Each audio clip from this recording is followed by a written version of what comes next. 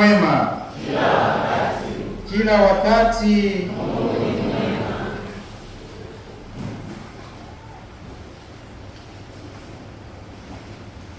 Tunamshukuru Mungu kwa maisha ya mapadre wetu. Angalia vizuri, wamevaa kama mapacha, si ndio? Leo ni sikukuu wao, shangilie Mungu.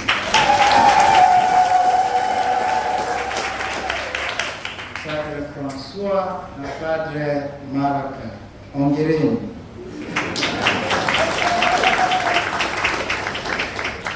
Leo kanisa linaadhimisha zawadi nzuri ya Mungu kwake na ulimwengu wote, taasisi ya Ekaristi Takatifu.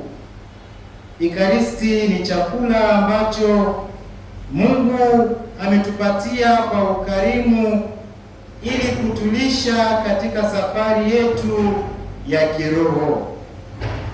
Kulingana na Baba Mtakatifu Francisco, alisema Ekaristi si njia ya kila juma ya kusherehekea imani yetu, bali huathiri sana uhusiano wetu na wengine, hasa kwa wale wanaohitaji sana. Ekaristi inatupa neema ya kujisikia kusamehewa na kutayari kusamehe wengine.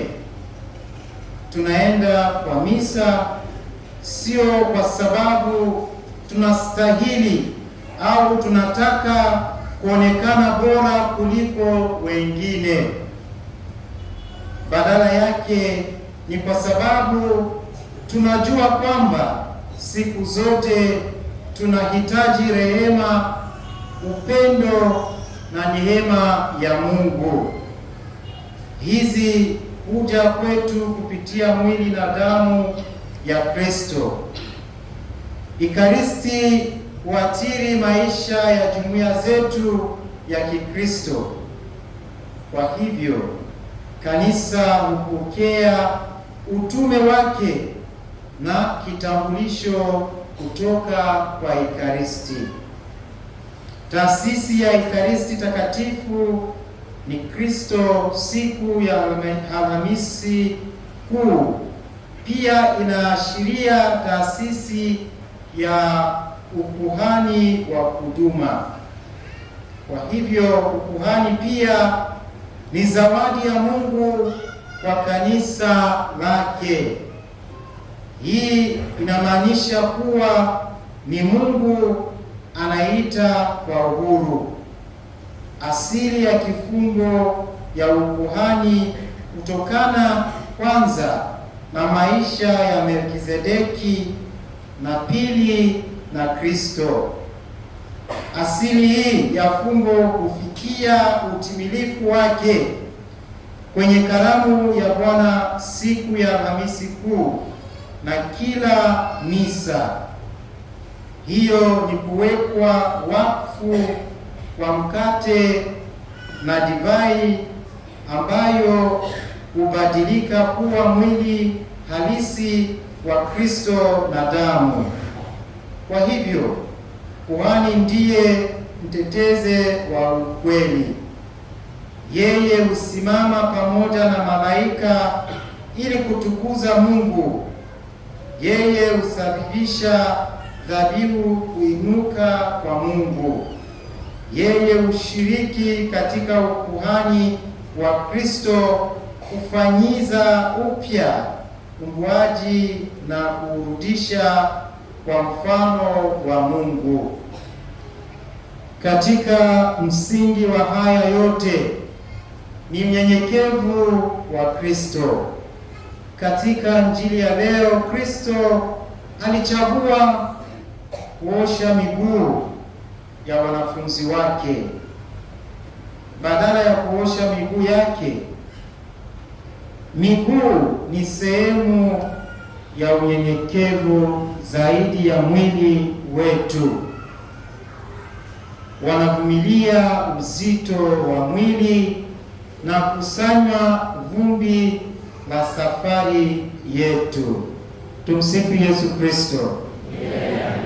Tutaona leo tutaosha miguu ya watu 12. Ninajua kabla wanaingia kanisa wameshaosha miguu nyumbani sana. Sasa wakati padre ataosha takuwa safi, si ndio? Ndio, ninajua. Tumsifu Yesu Kristo. Kwa hivyo kuosha na kumbusu miguu ni ishara ya unyenyekevu mkubwa na upendo ambao mtu yoyote anaweza kutambua. Kristo pia aliwasilisha wanafunzi wake. Sherehe ya leo inatukumbusha kwamba Kristo alijitolea kwanza katika Ekaristi kabla ya kujitolea msalabani. Kwa hivyo mchango wa mwisho wa kamili wa Mungu kwa binadamu unafupisha siri ya Alhamisi Takatifu, Alhamisi Kuu. Leo Ekaristi, ukuhani, amri ya upendo ilivyofanywa ionekana katika kuosha miguu, na misa, kumbukumbu ya milele ya kujitolea ili chipuka kutoka moyoni mwa Kristo. Kuna somo muhimu kwetu katika haya yote: furaha ya kufanya kazi katika shamba la mizabibu la Bwana, kutoka kwa kujitolea na kuwahudumia wengine. Walakini hii inawezekana tu kupitia moyo mnyenyekevu ulivyoandaliwa kwa huduma. Kwa hivyo badala ya kujitahidi kuhudumiwa kila wakati, wacha tuinge Kristo kwa kutamani kuwahudumia wengine. Tumsifu Yesu Kristo.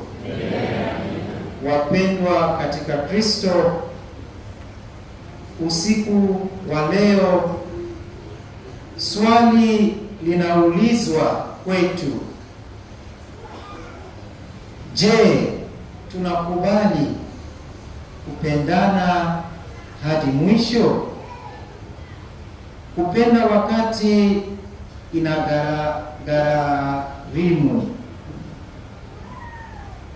inagharimu. Kupenda wakati hatueleweki.